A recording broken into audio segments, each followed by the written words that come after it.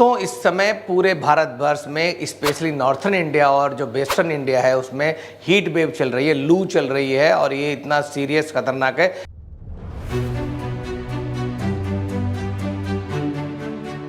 हम सबको अपना बहुत खास ख्याल रखने की ज़रूरत है और हीट वेव से बचने की ज़रूरत है।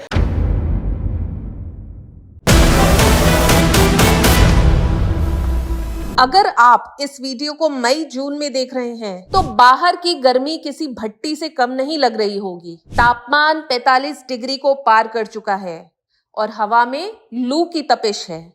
ये सिर्फ मौसम नहीं बदला है, ये जानलेवा स्थिति बन चुकी है। हीट स्ट्रोक यानी लू लगना एक ऐसी मेडिकल इमरजेंसी है जिसमें शरीर का तापमान नियंत्रण से बाहर हो जाता है।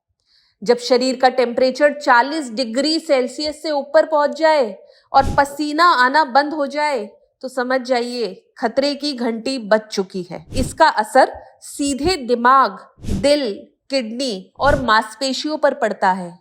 इलाज में जरा सी भी देरी जान को जोखिम में डाल सकती है। अब बात करते हैं 2025 के गर्मी के कहर की। 2025 का ताजा डेटा क्या कहता है? अकेले महाराष्ट्र में अप्रैल के महीने में 10 दिनों में 34 हीट स्ट्रोक के केस रिपोर्ट हुए हैं। राजस्थान, मध्य प्रदेश और दिल्ली एनसीआर में तापमान 44 से 46 डिग्री तक जा पहुंचा है। ओडिशा में गर्मी से जुड़ी बीमारियों से 282 लोग प्रभावित हुए हैं और दिल्ली के कई इलाकों में तो लू की वजह से इमरजेंसी में आने वालों की संख्या दुगनी हो गई है। मतलब साफ है, हीट स्ट्रोक अब सिर्फ एक मौसम संबंधी समस्या नहीं बल्कि एक पब्लिक हेल्थ इमरजेंसी बन चुका है। अगर किसी को ये लक्षण दिखे तो तुरंत सतर्क हो जाइए। सिर में दर्द होना और चक्कर आना, पसीना आना बिल्कुल बंद हो जाना, त्वचा का लाल और गर्म हो जाना, उल्टी या मरोड़ जैसा महसूस करना, धड़कन का तेज होना, भ्रम या बेहोशी तक हो जाना, ये सभी संकेत हैं कि शरीर का कूलिंग सिस्टम फेल हो चुका है और अब देरी जानलेवा हो सकती है।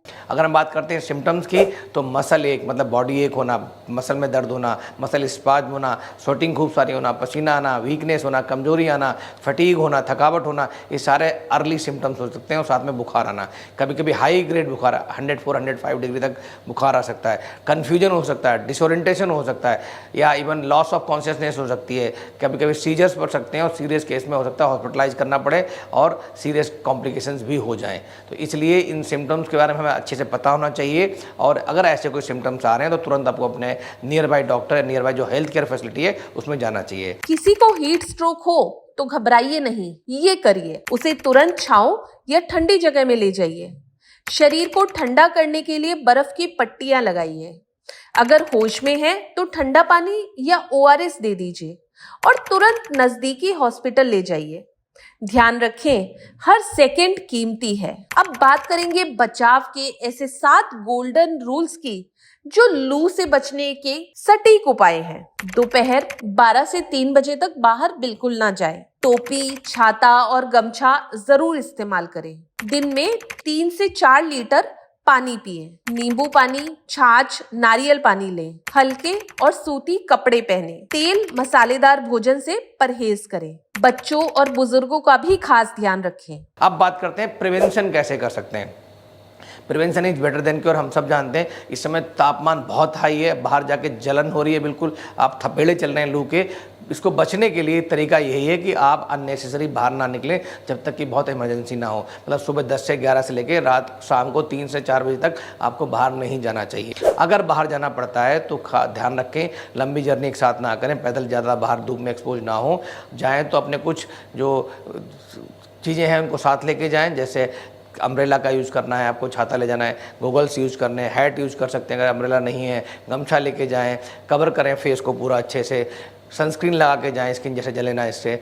और आपको जब भी बाहर जाते हैं तो अपनी एक किट बना के ले जाएं जिसमें पानी हो, पानी की बोतल हो, नींबू पानी हो, छाछ हो, शिकंजी हो, लस्सी हो, ORS का पैकेट हो, सो दैट अगर आपको कभी ज़रूरत पड़ती है तो उसको आप यूज़ करेंगे। और खासकर ये भी ध्यान रखें जितने फ्लूइड मैंने बताएं इन सब का बहुत सारा इंटेक बढ़ाना है आपको, जिससे पानी की कमी पूरी होगी और साथ में जो इलेक्ट्रोलाइट इम्बैलेंस होता है स्वेटिंग की वजह से वो आपके अंदर नहीं होगा और आप सुरक्षित रहेंगे और हीट स्ट्रोक के सिम्टम्स नहीं आएंगे। अगर ऐसे किसी को सिम्टम्स आ रहे हैं तुरंत उसको लेके छाँव में ले जाएं और उसके कपड़े उतारें। और खास करके ऐसे में फिर बताऊंगा, कपड़े भी ध्यान रखना, सूती पहनने हैं आपको, लाइट कलर पहनने हैं, लूज पहनने, सो दैट एयर का वेंटिलेशन रहे। साइड में ले जाकर उस मरीज़ को क्या करना है कि आप कपड़े उतारने के बाद स्पॉन्जिंग करनी, पानी से नहला दें अगर पॉसिबल है, नॉर्मल पानी से, टैप वाटर से, ठीक है। और नियर बाई तुरंत आसपास हेल्थ केयर फैसिलिटीज में शिफ्ट कर दें। हो सकता है उसको हमें IV फ्लूइड देना पड़े, कुछ दवाइयाँ देनी पड़े बुखार के लिए, वीकनेस के लिए कुछ दवाएं दें, इलेक्ट्रोलाइट इम्बैलेंस ट्रीट करने के लिए फ्लूइड देना पड़े हमें, तो ये सब चीज़ें की जरूरत पड़ सकती है। तो इसलिए ये भी ध्यान रखें कि अगर कोई इमरजेंसी लग रही है, कोई सीरियस सिम्टम्स लग रहे हैं, तो तुरंत ही जो आसपास हेल्थ केयर फैसिलिटीज है वहाँ शिफ्ट कराएं। अपना खास ख्याल रखें। थोड़ी सी सावधानी एक बड़ी इमरजेंसी को टाल सकती है। हीट स्ट्रोक अब सिर्फ टीवी की खबर नहीं, ये हमारे घर के दरवाजे तक आ, तो इस बार गर्मी को हल्के में ना लें, पानी पिएं, आराम करें और सतर्क रहें। जरूरतमंद को जानकारी दें, क्योंकि आपकी एक सलाह किसी की जान बचा सकती है। ऐसी और जानकारी के लिए फेलिक्स हॉस्पिटल के YouTube चैनल को अभी सब्सक्राइब करें।